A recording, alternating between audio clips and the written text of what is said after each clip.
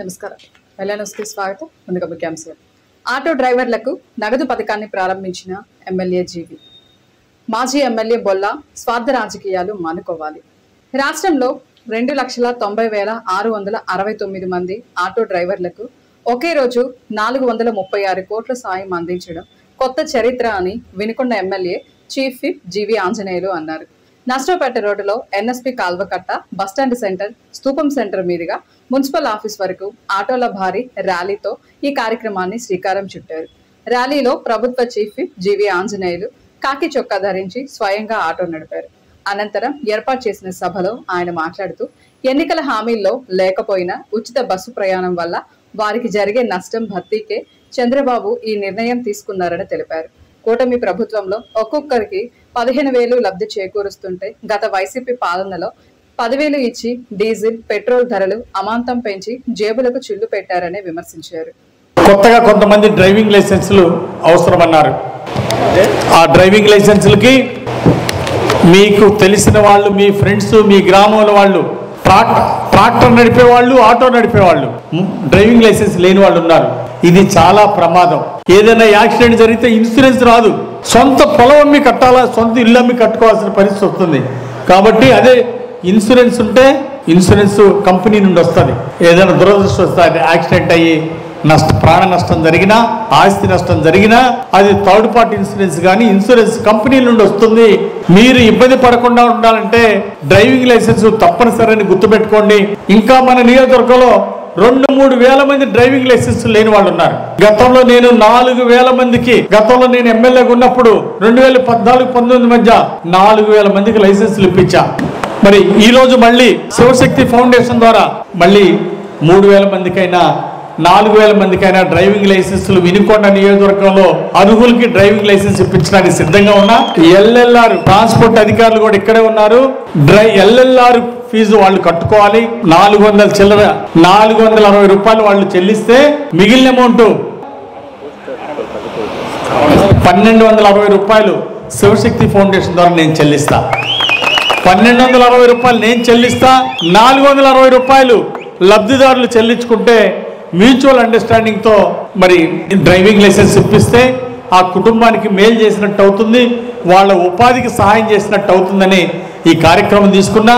అట్లాగే ఇంజనీరింగ్ చదివే పిల్లలు ఉన్నారు, ఆటో డ్రైవర్ల పిల్లలు. ఇందాక చంద్రబాబు గారు చూపించారు. ఇక్కడ మన ప్రాంతంలో కూడా ఆటో డ్రైవర్ పిల్లలు డాక్టర్ కోర్స్ చదివిన వాళ్ళు ఉన్నారు, ఇంజనీరింగ్ చదివినటువంటి వాళ్ళు ఉన్నారు. అలాంటి ఎవరైతే ఇంజనీరింగ్ చదువుతున్నారో లేదా డిగ్రీ చదువుతున్నవారో అలాంటి వాళ్ళకి శివశక్తి ఫౌండేషన్ ద్వారా స్కాలర్షిప్లు ఇస్తాము. 10 రోజుల లోపు స్టడీ సర్టిఫికేట్ తీసుకొని ఓన్లీ డిగ్రీ, ఇంజనీరింగ్ చదివేవాళ్ళు, బయట ఊళ్ళలో చదివే వాళ్ళకి ఎక్కువ ప్రాధాన్యత ఇస్తాం. బయట ఊళ్ళలో విజయవాడ, గుంటూరు, వేరే ప్రాంతాల్లో చదవాలంటే ఎక్కువ ఖర్చు అవుతుంది. కాబట్టి అలాంటి వాళ్ళకి శివశక్తి ఫౌండేషన్ ద్వారా 5,000 రూపాయలు ఒక్కొక్కరికి స్కాలర్షిప్ ఇచ్చి అండగా ఉంటామని సందర్భంగా తెలియజేస్తూ వారు వెంటనే వారం రోజుల్లో దరఖాస్తు పెట్టుకోవాల్సిందిగా, స్టడీ సర్టిఫికేట్ తెప్పించి దరఖాస్తు పెట్టుకోవాల్సిందిగా ఈ సందర్భంగా కోరుతున్నా. ప్రతి ఒక్కరికి డ్రైవింగ్ లైసెన్స్ ఉండాలనేది మా ఆశయం. మీలాంటి పేద ప్రజల్ని భవిష్యత్తులో ఇంకా పెద్ద ఎత్తున ఎన్డీఏ ప్రభుత్వం ఆదుకుంటుంది.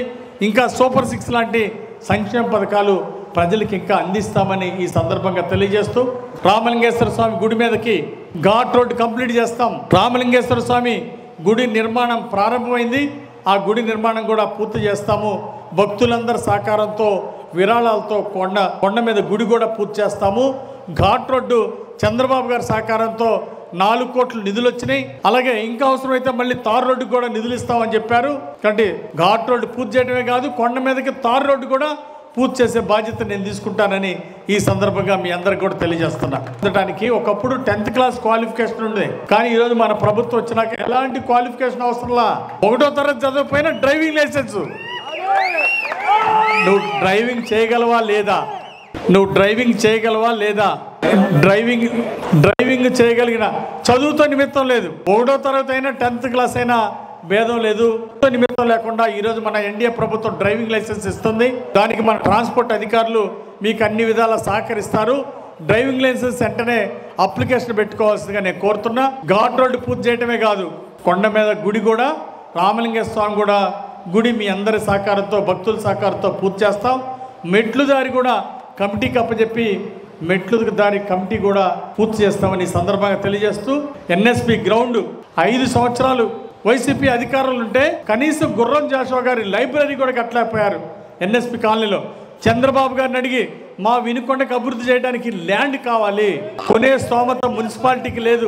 గత ప్రభుత్వంలో ఎన్ఎస్పి గ్రౌండ్ లో కనీసం ఒక గుర్రం జాషువా గారి లైబ్రరీ కట్టలేకపోయారు 5 ఏళ్ళు. చంద్రబాబు గారిని అడిగి 21 ఎకరం తీసుకొచ్చా మన వినుకొండ మున్సిపాలిటీ అభివృద్ధి కోసం. కానీ దురదృష్టవశాత్తు ప్రభుత్వం మారింది. 2019లో 5 ఏళ్ళు అధికారులు ఉన్నాడు. కనీసం వినుకొండ పట్టణంలో ఒక మరుగుదొడ్డి కట్టలేకపోయారు. ఎక్కడుందో చూపించమనండి. వినుకొండలో ఒక మరుగుదొడ్డి కట్టారా? కనీసం ప్రయాణికులు ఎండలో నిలబడితే వాళ్ళలో నిలబడితే ఒక బస్ షెల్టర్ కట్టలేకపోయారు. గత ప్రభుత్వంలో 5 ఏళ్ల పాలనలో మేము అది చేసాం ఇది చేసామని కోతలు కోస్తే ఉపయోగం లేదు. ఒక మరుగుదొడ్డి కట్టని చేత కానీ మీరు, ఒక బస్ షెల్టర్ కట్టని మీరు ఈరోజు ఎన్డీఏ ప్రభుత్వాన్ని, ఎమ్మెల్యేలని, జీడీసీసీ చైర్మన్ని నోటుకొచ్చినట్టు విమర్శిస్తూ ఉంటే అది ఎంతవరకు సబబు అనేది నేను ప్రశ్నిస్తూ ఉన్నా. ఈ ఎన్ఎస్పి కాలనీలో గుర్రం జాషువా గారి డిజిటల్ లైబ్రరీ కడతాం, డాక్టర్ అంబేద్కర్ భవన్ నిర్మిస్తాం, 2 కోట్లతో అంబేద్కర్ భవన్ని నిర్మిస్తాం. ఎన్ఎస్పి గ్రౌండ్లో టీటీడీ కళ్యాణ మండపం తీసుకొస్తా, ఎన్ఎస్పి గ్రౌండ్లో షాపింగ్ కాంప్లెక్స్ తీసుకొస్తా, అట్లాగే కూరగాయల మార్కెట్, హోల్సేల్ మార్కెట్కి అక్కడ స్థలాన్ని కేటాయించి ఇక్కడ అభివృద్ధి చేస్తా.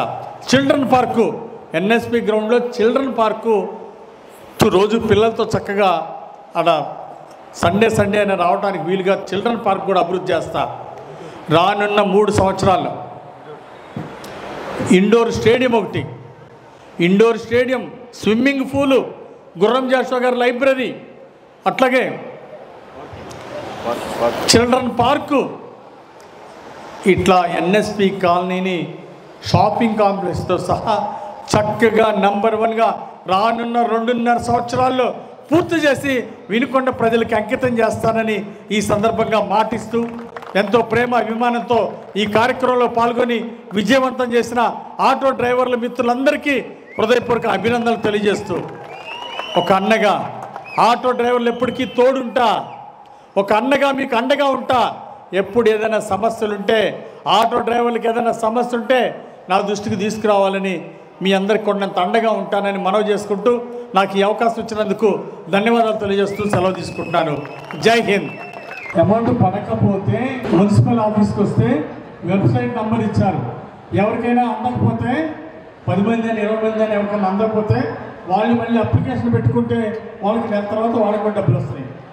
ప్రతి ఒక్కరికి ఇవ్వాలనేదే మా లక్ష్యం. వైసీపీ ప్రభుత్వంలో సగం మందికి ఇచ్చారు, సగం మందికి ఎగదొప్పారు. కానీ ఇక్కడ మా ఉద్దేశం ప్రతి డ్రైవర్కి పార్టీలతో సంబంధం లేకుండా, కుల మతాలకు అతీతంగా, రాజకీయ పార్టీలకు అతీతంగా అర్హులందరికీ ఇవ్వడమే మా యొక్క లక్ష్యం. అంటే ఎవరికైతే అందలేదో వాళ్ళందరూ కూడా మున్సిపల్ ఆఫీస్కి వచ్చి వెబ్సైట్లో ఆన్లైన్లో అప్లై చేస్తుందిగా నేను కోరుతున్నా. అందరికీ నమస్కారం. మను జ్యోతి ఆశ్రమము వారి ఆధ్వర్యంలో ఆదివారం నష్టపేట రోడ్డులోని కేజీఎల్ కళ్యాణ మండపంలో జరగబోయే అమృత మంజరి ఆధ్యాత్మిక గ్రంథావిష్కరణను జయప్రదం చేయమని కోరుతూ స్థానిక ప్రెస్ క్లబ్ లో విలేకరుల సమావేశం నిర్వహించారు. ఈ సందర్భంగా వారు మాట్లాడుతూ, మొదటిసారి దేశవ్యాప్తంగా జరుగుతున్న ఈ ఆత్మీయ గ్రంథావిష్కరణ సమావేశానికి అనేక మంది ఆత్మీయ నాయకులు, ఆధ్యాత్మిక కవులు, సాహితీవేత్తలు, ముఖ్య ప్రముఖులు, వ్యాపారవేత్తలు ఇంకా అనేక మంది పాల్గొననున్నారని తెలియజేశారు. ఆదివారం సాయంత్రం 4 గంటలకు ప్రారంభమయ్యే ఈ కార్యక్రమానికి ముఖ్య అతిథులుగా ప్రభుత్వ చీఫ్ విప్ శాసనసభ్యులు జీవి ఆంజనేయులు, జీడీసీసీ బ్యాంకు చైర్మన్, మాజీ శాసనసభ్యులు మక్కన మల్లికార్జునరావుతో పాటు పలువురు ప్రముఖులు పాల్గొంటారని తెలిపారు. ఈ కార్యక్రమం అనేది తిరునెల్వేలి జిల్లా, తమిళనాడు తిరునెల్వేలి జిల్లా మనుజ్యోతి ఆశ్రమం నుంచి నడిపింపబడుతుంది. ఒకే దేవుడు ఒకే దేశం అనే చైతన్యం కింద అన్ని వేదాలు, సమస్త వేదాలు సారాంశం ఒకటే అని మనుజ్యోతి ఆశ్రమం తరఫున అక్కడ వేదాలు చదివి చెప్తూ ఉంటారు. కాబట్టి ఆ యొక్క గ్రంథావిష్కరణ మహోత్సవం దేశవ్యాప్తంగా అన్ని రాష్ట్రాల్లో కూడా రేపు 5వ తారీఖు సాయంత్రం 5 గంటలకి స్టార్ట్ అవుతుంది. కాబట్టి ఈ యొక్క గ్రంథావిష్కరణకి అందరూ ఆహ్వానితులే. జాతి, కుల, మత భేదం లేకుండా అందరికీ ఆహ్వానం అందేటట్లు మేము ఈ యొక్క కార్యక్రమాన్ని నడిపిస్తున్నాం మనుజ్యోతి ఆశ్రమం తరఫున. కాబట్టి ఈ యొక్క ఉద్దేశం ఏంటంటే ఒకే దేవుడు ఒకే దేశం అనే చైతన్యం ఎలా చెప్పగలరు అనేది కొంతమంది క్వశ్చన్ చేస్తారు. కాబట్టి వారికి ఈ యొక్క ప్రోగ్రాం ద్వారా వివరణ ఇవ్వడం జరుగుతుంది. అది ఎలాగూ అంటే హిందువులు నారాయణుడు అంటారు. నారా అంటే నీరు, ఆయనుడు అంటే పవళించినవాడు, నీటిపైన పవళించినవాడు నారాయణుడు. ఆ సంస్కృత పదంలో నారాయణుడు అంటారు. దాని యొక్క అర్థం ఏంటంటే నారా అంటే అనగా నీరు, ఆయనుడు పవళించినవాడు, నారాయణుడు నీటి మీద ఉన్నాడు అనే అర్థం వస్తుంది. అలాగే ఖురాన్లో ప్రకారంగా చూస్తే అల్లాహు 6 దినాలు ఆకాశాన్ని భూమిని సమస్తాన్ని సృజించి 7వ రోజు విశ్రమించాడు. 7వ రోజు ఆయన రాజ్యపీఠాన్ని అధిరోహించాడు. పూర్వం ఆయన సింహాసనం నీటిపైన ఉందని ఖురాన్ చెప్పబడుతుంది.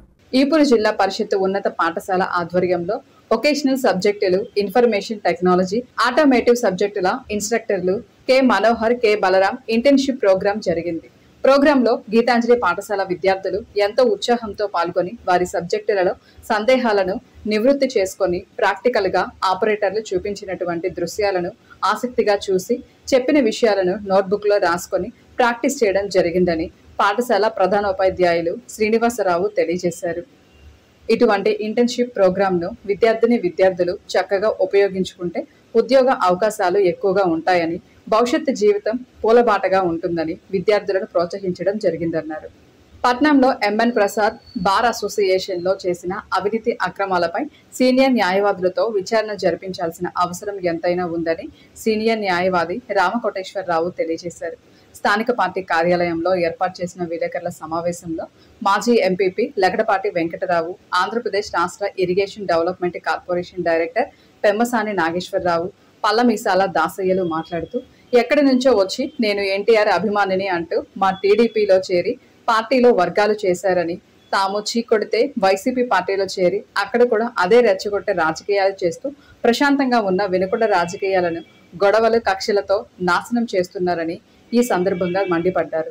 వినుకొండ నియోజకవర్గం అనేది రాజకీయానికి, సాహిత్యానికి పేరెన్నగున్నటువంటి ఈ వినుకొండ కొన్ని తరాల నుంచి కూడా మాది వినుకొండ అని చెప్పుకోవటానికి గుర్రం జాషువా గారు, పులుపుల శివయ్య గారు ఈ నేలని మీద పుట్టినటువంటి మనుషులుగా ప్రపంచంలో కీర్తి ప్రఖ్యాతలు తీసుకొచ్చి మాది వినుకొండ అని చెప్పుకోవటానికి మన పిల్లలు ప్రపంచంలో ఎక్కడున్నా కానీ గర్వంగా ఫీల్ అవుతున్నటువంటి పరిస్థితులు. కానీ ఆ పరిస్థితుల నుంచి ఇప్పుడున్నటువంటి రాజకీయ నేపథ్య పరిస్థితులు చూస్తుంటే రాజకీయాల్లో అసలు మనం ఉండాలనా లేదా, ఈ విధమైనటువంటి వ్యక్తిగత దూషణలకి, వ్యక్తిగత దీనికి ఇక్కడ మేము కూర్చున్నటువంటి అందరం కూడా గ్రామాల్లో 40 సంవత్సరాల నుంచి రాజకీయాలు చేస్తున్నాం. వర్గ రాజకీయాలు చేసాం, అనేకమైనటువంటి ఒడిదుడుకులైనటువంటి రాజకీయాలు చేసాం. ఎప్పుడూ కూడా అవతల పార్టీ వాళ్ళతోటి వ్యక్తిగత దూషణలకు కానీ పర్సనల్ గా కక్ష సాధింపులు అనేటటువంటివి కాకుండా మా వర్గాలను మేము కాపాడుకుంటా గ్రామాల్లో రాజకీయాలు చేసాం. కానీ ఇప్పుడు ఉన్నటువంటి పరిస్థితిని కనుక చూసుకున్నట్లయితే రాజకీయాలు చేయటం అనేది ఒక క్షుద్ర రాజకీయ పరిస్థితులకు వెళ్ళబోతున్నాం. ఎందుకంటే ఎట్లా ఉన్నాయంటే నవమోసాలు మోసి ప్రసవ వేదన పడి ప్రసవించినటువంటి తల్లి ఇంకా పురిటి నొప్పులు తీరక ముందే నాతోటి నువ్వు కాపురం చేస్తావా చేయవా అని చెప్పేసి తన్నినటువంటి పరిస్థితులు కనపడుతున్నాయి. 18 నెలలు కాల గవర్నమెంట్ వచ్చి ఇవాళ ప్రతిపక్ష విమర్శలు చూస్తూ ఉంటుంటే ఎలా ఉందంటే అభివృద్ధి చేయకపోగా ఈ రాష్ట్రాన్ని నాశనం చేసింది గాక తప్పుడు కేసులు బనాయించి అనేక మందిని ఆర్థికంగా దెబ్బగొట్టేసి రాజకీయ నాయకులు రాజకీయం చేయాలంటేనే భయభ్రాంతులకు గురి చేసినటువంటి మీ రాజకీయ పందాన్ని మార్చి సరికొత్త రాజకీయంగా ఆంధ్రప్రదేశ్ అభివృద్ధి పురోగతిగా వెళ్తున్నటువంటి పరిస్థితిని ఓర్వలేక ఇవాళ వినుకొండలో మీరు చేస్తున్నటువంటి ఈ ప్రెస్ మీట్లు గాని వ్యక్తిగత దూషణలు చేస్తుంటే ప్రజలు ముక్కున ఏలేసుకుంటున్నారు. ఎరువుల వ్యాపారాలపై మాజీ ఎమ్మెల్యే బ్రహ్మనాయుడు చేస్తున్న నిరాధారణమైన ఆరోపణలను తీవ్రంగా ఖండిస్తున్నామని, యూరియా, డిఏపి అధిక ధరలకు విక్రయిస్తున్నారని మాజీ ఎమ్మెల్యే బొల్లా బ్రహ్మనాయుడు చేసిన ఆరోపణలు ముమ్మాటికి అవాస్తవమని ఎరువుల దుకాణదారుల సంఘం సభ్యులు అన్నారు.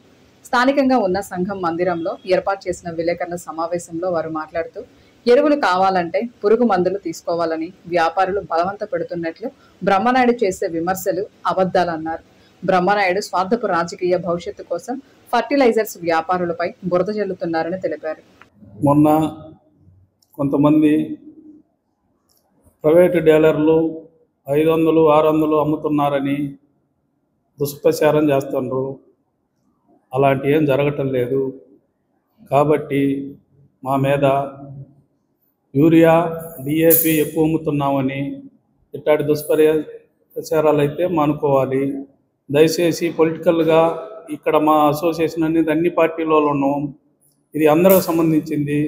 మీ రాజకీయ నాయకులు ఎవరైనా మమ్మల్ని దయచేసి ఇన్వాల్వ్ చేయకుండా, మా పరిధిలో మేము ఉండదు ఎక్కడ వైసీపీ, టీడీపీ అని లేకుండా, ఇబ్బంది లేకుండా, రైతులకి మేము ఇబ్బంది పెట్టకుండా రైతులకి అమ్ముతున్నాం. ఎక్కడ మేము రేటు తేడా కానీ లేదా పిచ్చి అమ్ముతున్నామని కానీ, యూరియాకి, డిఏపికి లింకులు పెడుతున్నాం, పురుగు మందులు లింకులు పెట్టి తీసుకుంటున్నారు అనేది కూడా కొంతమంది కావాలని అంటున్నారు. అలాంటి ఏం జరగటం లేదు, అలాంటి ఏం లేవు. మేము ఇది ఖండిస్తున్నాం. కాబట్టి దయచేసి మీడియా మిత్రుల ద్వారా మేము చెప్పేది ఒకటే, ఈ అసోసియేషన్ అనేది మేమందరం అన్ని పార్టీలలో ఉన్నాం, అన్ని కులాలలో ఉన్నాం, ఒక కులమనే కాదు. దాన్ని ఎప్పుడైనా మీరు ఏదైనా ఉంటే వ్యక్తిగతంగా రాజకీయంగా మీరు మాట్లాడుకోండి. దయచేసి మా అసోసియేషన్ తరపున ఇలాంటి ఏమీ రాయొద్దు, మాట్లాడొద్దని కోరుతున్నాము. రెండోది, పురుగు మందులు అంటగట్టి అమ్ముతున్నారనేది అది వాస్తవం కాదు. ఇంతటితో వెల్లాను సమాప్తం. తిరిగి రేపటి వెల్లానులో కలుసుకుందాం. నమస్కారం.